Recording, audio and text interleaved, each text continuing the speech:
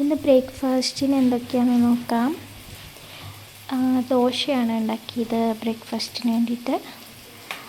പിന്നെ ദോശയുടെ കൂടെ കഴിക്കാൻ ഒരു ചമ്മന്തി ഉണ്ടാക്കി.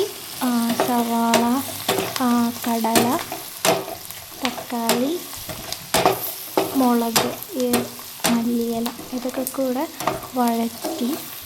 എൻ്റെ കയ്യിൽ മുളകില്ലായിരുന്നു, അതുകൊണ്ട് ഞാൻ മുളക് പൊടിയാണ് ഇട്ടത്. ചുവന്ന മുളകാണ് നല്ലത്. അപ്പോൾ ഇതൊക്കെ കൂടി വഴറ്റി അരച്ചെടുത്താൽ മതി. വെളിച്ചെണ്ണയിലാണ് വഴറ്റേണ്ടത്. അരച്ചെടുത്ത് കഴിഞ്ഞാൽ ഇങ്ങനെ കിട്ടും. ആവശ്യത്തിന് ഉപ്പ് കൂടെ ചേർക്കുക. വളരെ ടേസ്റ്റി ആയിട്ടുള്ള ഒരു കടല ചമ്മന്തിയാണിത്. അപ്പോൾ ദോശ ഇത് കൂട്ടിയിട്ടാണ് ഇന്ന് കഴിച്ചത്. കൂടെ തന്നെ ഞാനൊരു സാലഡ് ഉണ്ടാക്കി. കുക്കുംബർ, മാങ്ങ, ക്യാരറ്റ്, ബീട്രൂട്ട് ഇതെല്ലാം കൂടിയിട്ട് യോഗട്ടിൽ മിക്സ് ചെയ്തിട്ടാണ് സാലഡ് ഉണ്ടാക്കിയത്. നല്ല ടേസ്റ്റുള്ള സാലഡാണ്. നല്ല മധുരമുള്ള മാങ്ങയായിരുന്നു. അടിപൊളിയായിരുന്നു.